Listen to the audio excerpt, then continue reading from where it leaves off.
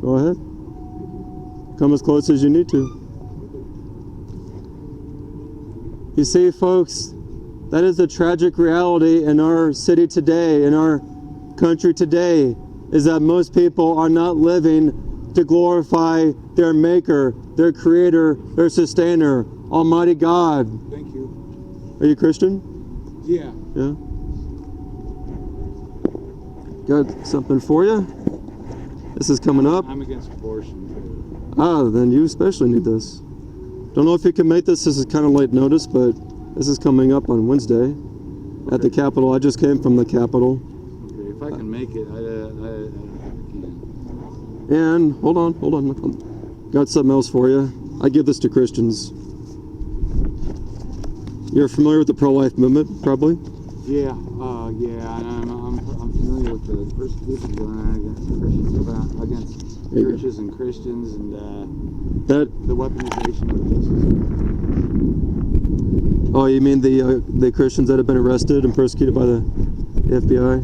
Yeah. Well, that to put it briefly, don't know how much time you have here, but I'm not if you look at my hat, I'm not a pro-lifer. I'm an abolitionist. Okay. Are you familiar with the abolition of abortion, of child sacrifice? The abolition movement? No, nothing. I've heard of what's his name? James Brown or whoever it was? John Brown. John Brown. Yeah, the Capitol that I just came from. Yeah. They have a mural to him on the wall. They have a memorial to him. I've seen that. And so just think, okay, abolition of slavery, abolitionist John Brown, abolition of abortion, of child sacrifice. Right, I agree with that. So this is just modern day. They demanded the abolition, the immediate and total end abolition of slavery, brutal chattel slavery. We're simply doing the same with the murder of children. The difference being that the pro-life movement as a whole, the leadership, the groups of politicians, they only seek to regulate how, when, and where babies can be murdered. Basically, they seek to define the process that a mother has to go through to murder her baby. And in fact, just today at the Capitol, they were discussing a bill called the Born Alive Act, where they said basically a mom can murder her baby, but if the baby survives a murder attempt, if the abortionist fails to murder the baby, then the abortionist has to provide life-saving care. And that's the bill they were hearing today. But that's not justice. You see, if we really believe that abortion is murder, that is child sacrifice, which is what it is, right, then we need to act like it. And so abolitionists, Christians, are calling for and demanding the total and immediate criminalization of child sacrifice in the womb and accepting nothing less. And once it's criminalized, that those who commit it will be put on trial. And if it's determined they're guilty, they'll be punished. Just like we do with any murderers, any criminals. But the pro-life movement as a whole, they say no, mothers should never be punished for murdering their babies, ever. And abortion should never be criminalized. And so that's a big difference between the pro-life movement and the abolition movement. Is the abolition movement does not seek for justice. They don't. I once saw a commercial on Facebook once, and with two guys from Israel. They were Israeli, and they were in Israel. They were doing a commercial for an organization that seeks to ban abortion in Israel, and they were also comparing the killing of babies in the womb to murder and to child sacrifice. They were comparing also to child sacrifice, and I think they were citing the passage in the Old Testament where child sacrifice was accepted in Israel. It was a practice to idol gods. Yeah, to Molech, to Baal. Right, Molech. And God said it didn't enter my mind. Right. And the only sin in all the Bible where God says that.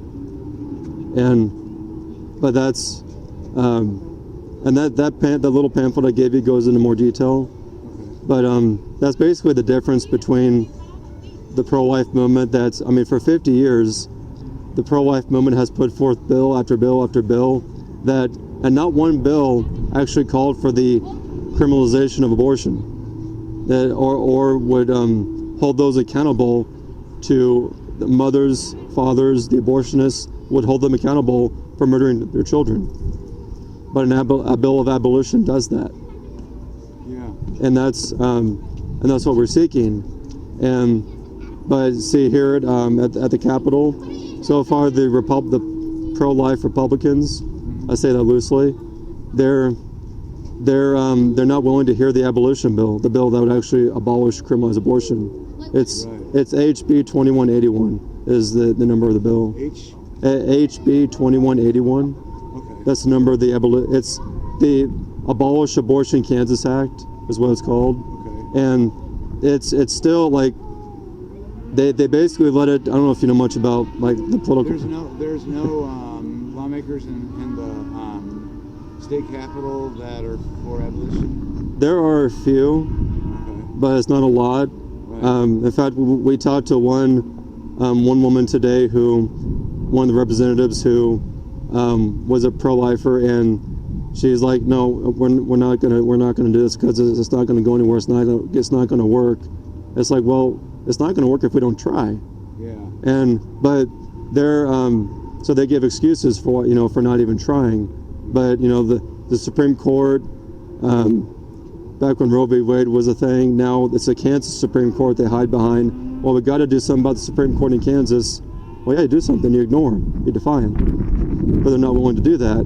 But there are a few people there, I've talked to them in the House and Senate, who actually are seeking to put the bill forth to have it heard, to abolish child sacrifice, but there's not enough support to hear it. Right. And rather today they heard the pro-life bill that is a joke, that lets babies be murdered, but if their murder fails, then they kind of try to save the baby's life. So they're hearing that bill, not the abolition bill that would protect children, in all stages of life and development. And Yeah. so that's what's going on at the Capitol. Catholics believe the same thing. I'm not a Catholic anymore, but the Catholics believe in the abolition of abortion too. A lot of them do. I know because they're the ones that minister outside the murder mills. Yeah. Usually when I'm out there, there's just Catholics out there. When I'm out there, I'm usually the only Christian out there, and just me and some Catholics, because the Catholics are the ones that come out when the Christians are MIA, missing in action. I believe a lot of Catholics are Christians. They may be misled, but I believe a lot of them. They act like it more than the Christians do. Yeah. What's your name? Mark. Mark. I'm Nicholas. Yeah. You're a local here? Yeah. Well, I don't know your schedule, but sorry, I talk fast. Oh, that's okay. I don't know your schedule, Mark, but and you may not know this, so I'll put this out to you. There are currently 3 places in the city, this guilty city, where parents go to murder their children. Okay. 2 of them, they murder their babies on site, the surgical murders. The other one, they come for the pill and they murder their baby elsewhere. But one of them, you may already know where it is over off Kellogg and Oliver. Yeah, I know. No, that's where yours tills. Yep, it's open today, and Lord willing, I'm going to be there tomorrow. Wow. And They must have a different doctrine. yeah, it's been open since 2013, or it's it reopened in 2013, and it's been open ever since. And Which place has the pill? well, that would be over. Well, I think they all do the pill. Oh yeah. Like Planned Parenthood does the pill. You know where Planned Parenthood is? That's over at near Central and Grove, Okay. just west of Central and Grove. It's a small place, Yeah. but it's small enough. I've wondered, do they murder babies on site there surgically? Well, the website says they do, but the Tiller place is the busiest. Wow. But Planned Parenthood, they also are, sometimes they're kind of busy, and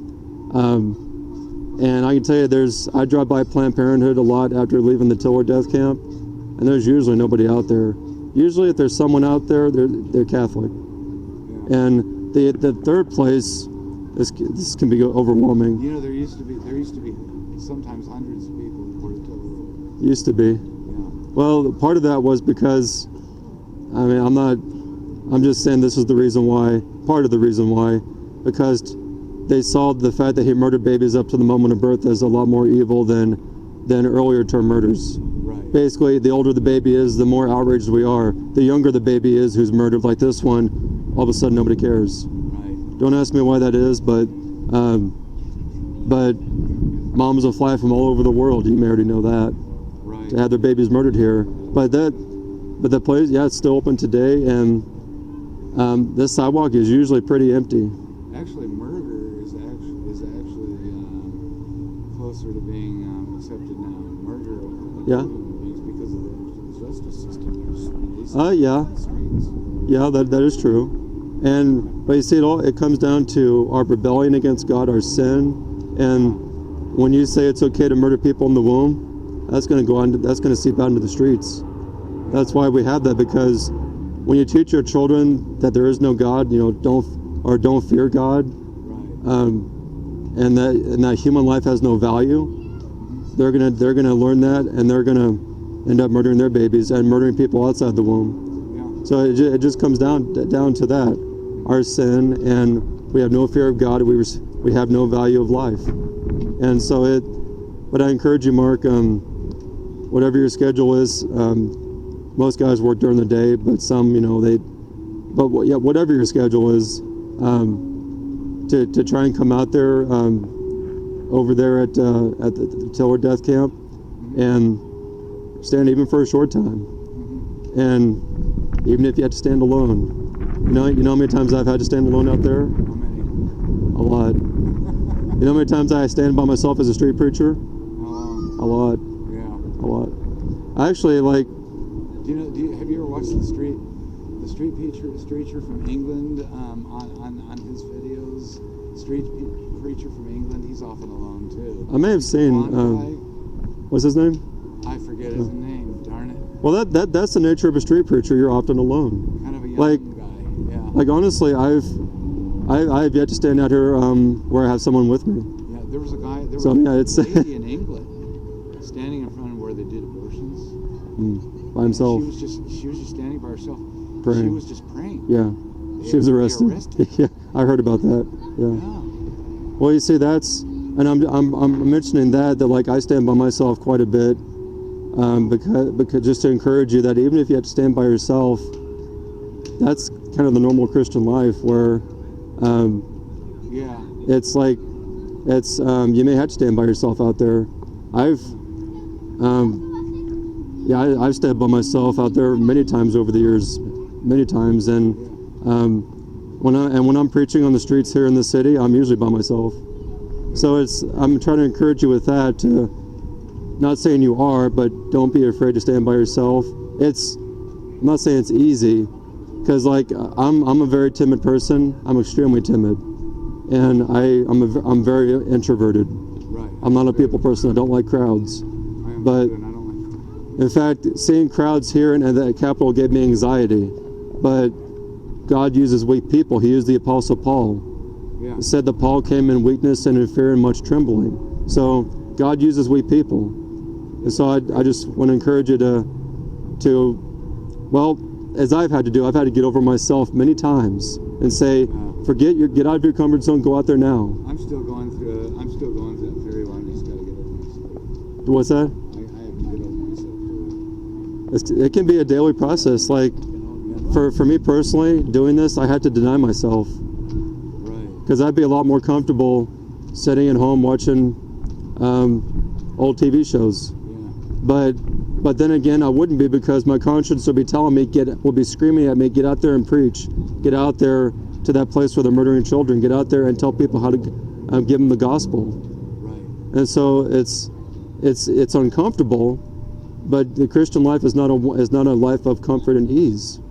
Yeah. And so just keep that in mind, and just as I've had to remind myself and preach to myself, Jesus said to deny yourself, take up your cross daily, and follow me. Right.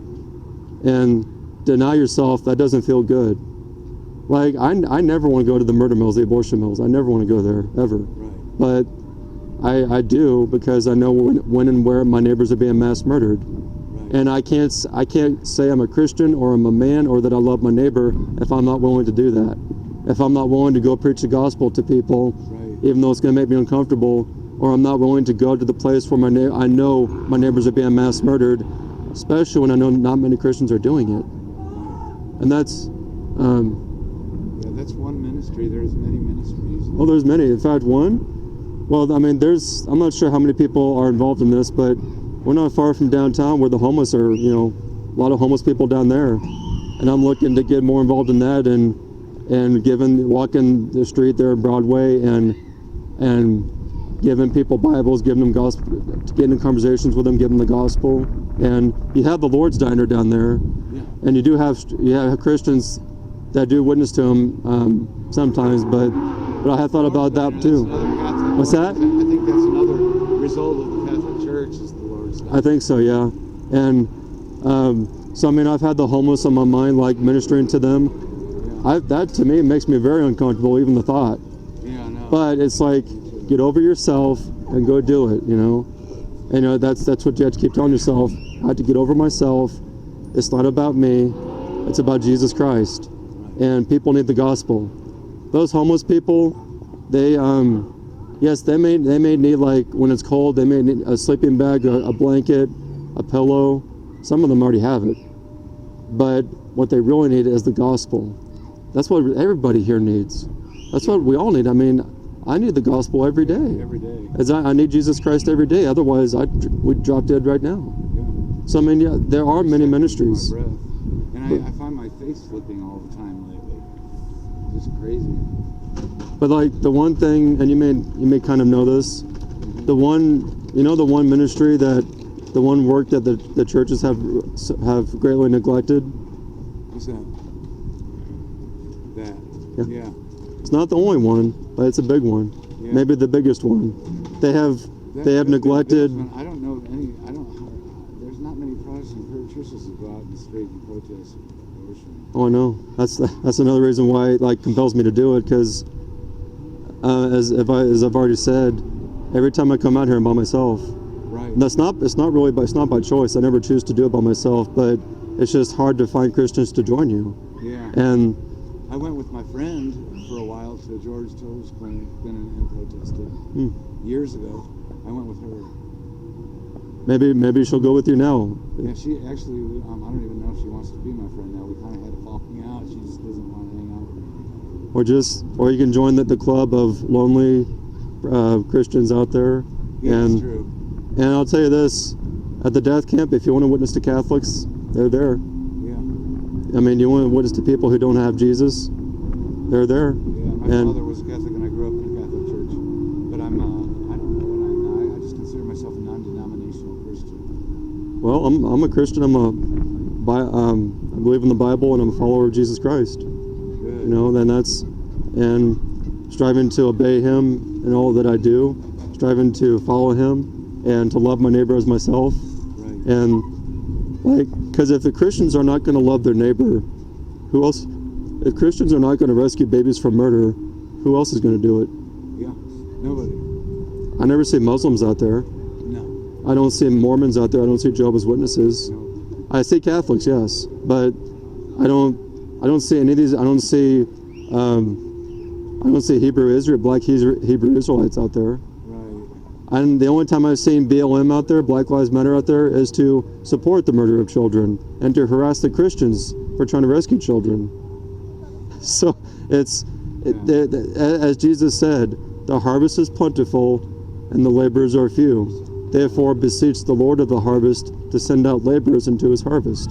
And I pray, and I've been praying, Lord, send more, because there are not many Christians in this guilty city doing this. But that's all the more reason that pushes me to do it more, since not many do it. And I encourage you, Mark, right? Mark. And what's your name? Nicholas. Nicholas, nice to meet you. It's Acts chapter 6. The only time my name's mentioned in the Bible. Acts chapter 6. Okay. It to just make it a priority to come out to our death camp. Also, I mean, it's kind of overwhelming that there's multiple death camps, but the Planned Parenthood just west of Central and Grove to come out there as well, because a lot of times that sidewalk is even emptier than the Tiller death camp. They are talking about offering abortion pills at Walgreens. And where else? Walgreens and CVS and at least one other place. Whether they're going to allow that or not. They haven't started yet? I kind of saw, I had to, like, the reports I saw that that Walgreens was going to not do it, but then it looked like I saw something that, I'd have to look at that again just to confirm, but They might have had some pushback on they may have, and I think the Attorney General, Chris Kobach, is working on that too, if I'm not mistaken. Yeah. But yeah, it's like, they're not just murdering babies at these surgical murder mills, they're murdering babies at getting the pill at the pharmacies, and also online. Yeah. Also online. I mean, you could rescue babies online just by talking to people online. There are many that do that, but it's right now we have the freedom to stand on the sidewalks at these death camps, and not many Christians take advantage of that. Yeah. Okay. Thank you. I'm gonna wrestle with guys in the chair over there. Well, I can give you my number if you want to reach out to me. Okay. So, if you want to come join me, I don't know your schedule, but it is easier to stand with others. That's because Jesus sent them out in pairs, right? 2 by 2. So it's always easier to have someone with you, but not always possible. I'll write down your number if I can do it. Yeah. What is your number? It's 316 737 5967.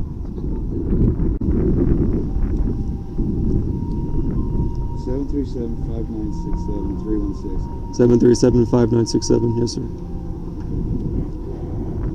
413. Okay, got it. Yep, I got it.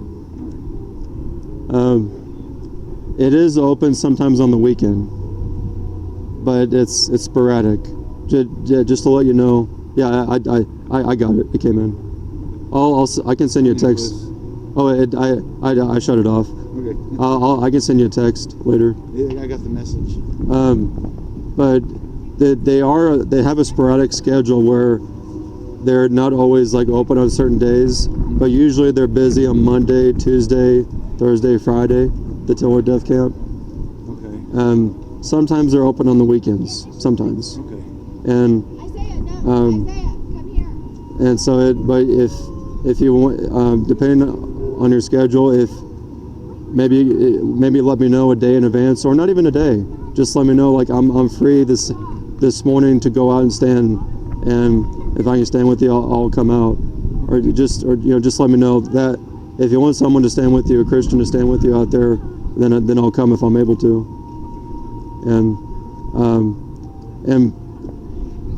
Yeah, please check that pamphlet out, because. Okay, I'm Mark Small if you want to look me up on Facebook. What's your profile picture look like?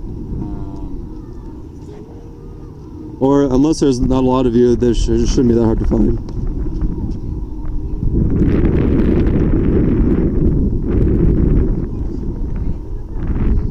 Got it. Okay. Mark Small. I also have a YouTube channel. Good. It's just my name, same as my Facebook. Really? What's that? Nicholas? Yeah. And that's the name of the YouTube channel? Oh, it's Nicholas Heald. My last name is Heald. Okay. The word healed without the last E. Heald. Heald. Okay. Heald. N-I-C-O-L. Nich. Okay. OLAS. Okay. So that's my Facebook and also my YouTube channel. Okay. I'm going to look that up and look. Okay, my name's Mark, so Mark Smalls. Yeah, Mark Smalls. Thanks for. You might, if you walk out here a decent amount, you might see me. You'll probably see me again. Okay. Because I come out when it's nice weather, because that's when people are out. I've been out here when it's a little colder and there's nobody out here. So, but even though it's windy, there's still people out here. When I get to next week, I'm going to be able to download a picture from my 35mm. Right now I can only download the ones from my cell phone, because I don't have a computer system. Download for my my SD cards from the 35mm. I'm going to try to do that soon. It's good to meet you, Nicholas. Here's one, Mr. Smalls. Mark Small. Or Mark Small, okay. Mr. Small. Mark. Thanks for talking with me. Mark. God bless you. Yes, sir. Likewise.